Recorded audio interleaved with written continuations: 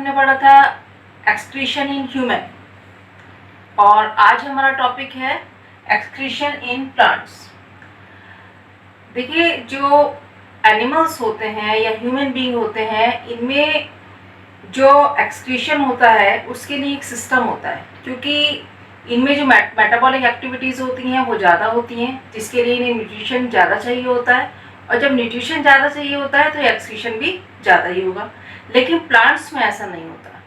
Plants का जो excretory system होता है वो बहुत सिंपल होता है। इसमें कोई अलग अलग ऑर्गेन्स या एक जो सही रूप से एक्सक्रीटरी सिस्टम है वो पूरी तरह डेवलप इसमें नहीं होता है। ह्यूमन्स में होता है, एनिमल्स में होता है, लेकिन इसमें नहीं होता है, क्योंकि इनका जो स्ट्रक्चर है बहुत सिंपल होता है और इनके सभी पार्ट्स जो होते हैं वो किसी न किसी फॉर्म में एक्सक्रीशन को करते हैं। एक्सक्रीशन क्या है कि जो भी वेस्ट बन रहा है मेटाबॉलिक एक्टिविटीज़ के थ्रू, जो कि पॉइजनस है, नाइट्रोजिनस है, उसको बॉडी से बाहर निकालना, जिससे कि उसकी जो सेल हैं वो डैमेज ना हो और जो भी जो एक्टिविटीज़ चल रही हैं वो सही रूप से चलती रहें। तो आज हम पढ़ेंगे एक्सक्रीशन इन प्लांट्स। देखिए, ये बहुत सिंपल है और एक्सक्रीशन इन प्लांट जो होता है, इसमें एक्सक्रीशन जो होता है, जो वेस्ट पदार्थ बाहर निकलते हैं, वो लीव्स के थ्रू भी होता है, स्टेम के थ्रू भी होता है और रूट्स के थ्रू भी होता है। ठीक है, अब सबसे पहले हम ये देखेंगे कि एक्सक्रीशन लीव्स के थ्रू कैसे होता है। आप सभी को पता है कि जब फोटोसिंथेसिस होता है तो जो भी प्लांट्स होते हैं वो ऑक्सीजन एक्सक्रीट करते हैं और फोटोसिंथेसिस में कार्बन डाइऑक्साइड लेते हैं। रेस्पिरेशन में प्लांट्स ऑक्सीजन को लेते हैं, लेकिन उनके लिए बहुत ज़्यादा ऑक्सीजन की जरूरत नहीं होती है, तो जितनी उनको रिक्वायर्ड होती है उतनी वो यूज़ कर लेते हैं और बाकी मैक्सिमम जो होती है परसेंटेज वो जो है एक्सक्रीट हो जाती है, बाहर हो जाती है। जो क्लोरोफिल प्लांट्स होते हैं, ग्रीन प्लांट्स होते हैं, वो ऑक्सीजन एक्सक्रीट करते हैं, लेकिन जो नॉन क्लोरोफिल प्लांट्स होते हैं, जो कि हरे नहीं होते, जो कि फोटोसिंथेसिस नहीं कर पाते हैं, वो कार्बन डाइऑक्साइड को एक्सक्रीट करते हैं।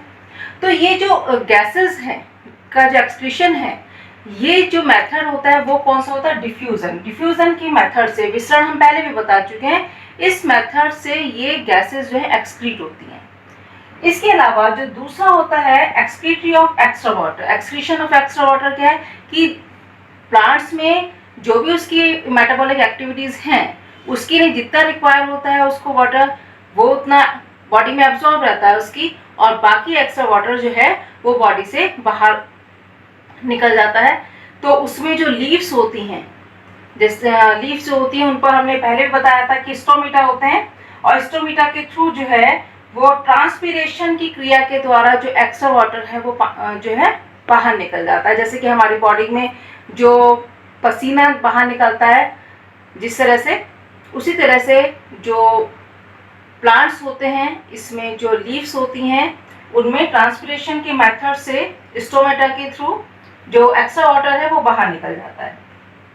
इसके अलावा जो प्लांट्स हैं वो अपने एक्सक्रीटरी प्रोडक्ट्स को लीव्स में भी स्टोर करते हैं, जिससे कि उनका क्लोरोफिल खत्म हो जाता है, वो येलोइश हो जाती हैं और वो गिर जाती हैं। जो लीव्स का गिरना है या जो फ्रूट्स होते हैं जो पककर गिर जाते हैं, ये भी एक तरह का एक्सक्रीशन ही होता है, क्योंकि जिससे कि वो अपने जो भी वेस्ट प्रोडक्ट है उनको बाहर करते हैं। तो ये तो हो गया एक्सक्रीशन इन लीव्स। इसके अलावा ये कुछ जो स्टेम होता है, स्टेम में भी एक्सक्रीशन होता है एक्स्ट्रा वाटर का, वो कटेशन के मेथड से होता है। जो स्टेम होता है इसमें यहाँ पर बड़े बड़े छेद होते हैं जिन्हें हम लेंटिसेस बोलते हैं, और उनके थ्रू जो होता है वो मेथड होता है कटेशन, जिसमें कि आपने देखा होगा कभी भी ट्री में जो है बड़ी बड़ी ड्रॉपलेट्स दिख जाती हैं आपको, तो वो उन पोर्स के थ्रू जो होती है वो बाहर निकल जाता है। इसके अलावा जो स्टेम में सिक्रीशन होता है वो कई तरीके से होता है कि जो भी एक तो इसमें जैसे कि कोई प्लांट होता है उसमें अगर कोई इंजरी हो जाती है तो उसमें कुछ केमिकल निकलते हैं जो कि उस इंजरी को रिकवर करते हैं। ठीक है, एक तो इस तरह का सिक्रीशन हो गया। दूसरा, ये अट्रैक्टेंट्स निकालते हैं, ऐसे पदार्थ निकालते हैं, सुगंधित पदार्थ या अट्रैक्टिव्स निकालते हैं, जिससे कि जो कीट होते हैं वो आकर्षित हो जाते हैं, जिसमें पॉलिनेशन के लिए यूज होता है। उसका। इसके अलावा ये कुछ और भी सुगंध वगैरह को फैलाने का काम करते हैं। और इसके अलावा इसमें कैल्शियम ऑक्सलेट की क्रिस्टल के रूप में भी ये जो है जो सिक्रीशन को निकालते हैं प्लांट्स में, जो कि लीव्स वगैरह में आप ये देखेंगे जो कांटे होते हैं उसकी फॉर्म में जो है दिखाई देता है। जैसे कैल्केशिया की जो लीव्स होती हैं उसमें जो एक्सक्रीशन है वो रेफाइड्स कहलाता है, वो होता है कैल्शियम ऑक्सलेट की क्रिस्टल। ये हो गया स्टेम में। इसके अलावा जो रूट्स होती हैं उनमें क्या होता है, जो रूट्स होती हैं वो भी एक्सचेंज ऑफ गैसेस करती हैं। ये हम रेस्पिरेशन में भी पढ़ चुके हैं कि वो भी ऑक्सीजन को बाहर निकालना या कार्बन डाइऑक्साइड को अंदर देना, इस तरह की क्रिया करती हैं। दूसरे जो रूट्स में होते हैं एक्सक्रीशन, ये दो तरह के होते हैं। एक तो हार्मफुल हैं, हार्मफुल एक्सक्रीशन होते हैं जो कि कुछ केमिकल इस तरह से निकलते हैं जो कि जो रूट्स के थ्रू जो होते हैं वो सॉइल में पहुंच जाते हैं। और धीरे धीरे क्या, अगर वो एक्सक्रीशन केमिकल जो है वो हार्मफुल होते हैं तो वो जो सॉइल होता है उसको डैमेज करते हैं, और कुछ सालों में 4-5 सालों में जो वो मिट्टी होती है वो उसमें प्लांट्स नहीं उग पाते, उनको बेकार कर देते हैं। तो ये हार्मफुल एक्सक्रीशन हो गए। फिर इसके अलावा यूजफुल एक्सक्रीशन भी निकलते हैं। और यूजफुल एक्सक्रीशन में क्या होता है कि जैसे कि जो रूट्स होती हैं वो इस तरह के अट्रैक्टर्स निकालती हैं, प्रोड्यूस करती हैं, जिससे कि उसमें जड़ों में गांठें बन जाती हैं, नोड्यूल्स बन जाते हैं, और वो वहाँ पर राइजोबियम बैक्टीरिया को अपने साथ में रहने के लिए जगह दे देते हैं, जिससे कि जो सॉइल है उसमें नाइट्रोजन का फिक्सेशन हो जाता है और मिट्टी जो है यूजफुल हो जाती है, काफ़ी उपजाऊ हो जाती है, उसमें जो प्लांट्स की ग्रो होती है वो ज़्यादा होती है। तो ये हो गया यूजफुल एक्सक्रीशन जो कि सिम्बायोसिस में प्लांट्स की हेल्प करता है। ठीक है, जो प्लांट्स होते हैं ये कुछ बायोकेमिकल्स भी सिक्रीट करते हैं। ये दो तरह के होते हैं, एक तो प्राइमरी मेटाबोलाइट्स, दूसरे होते हैं सेकेंडरी मेटाबोलाइट्स। प्राइमरी मेटाबोलाइट्स वो होते हैं जैसे कि कार्बोहाइड्रेट है, जो फोटोसिंथेसिस में जो प्लांट अपना फूड बनाते हैं वो जिस फॉर्म में होता है, जैसे कार्बोहाइड्रेट्स हैं, फैट्स हैं, प्रोटीन है, विटामिन हैं। तो ये क्या करते हैं, ये प्लांट्स की ग्रोथ के लिए हेल्प करते हैं, उनके लिए यूजफुल होते हैं। तो ये वो सिक्रीशन नहीं है। लेकिन जो सेकेंडरी मेटाबोलाइट्स होते हैं इसमें ये सिक्रीट करते हैं, जैसे कि कुछ एल्कलाइड्स होते हैं, टैनिन्स होते हैं, रेजिन्स, गम्स, ऑयल, लेटेक्स।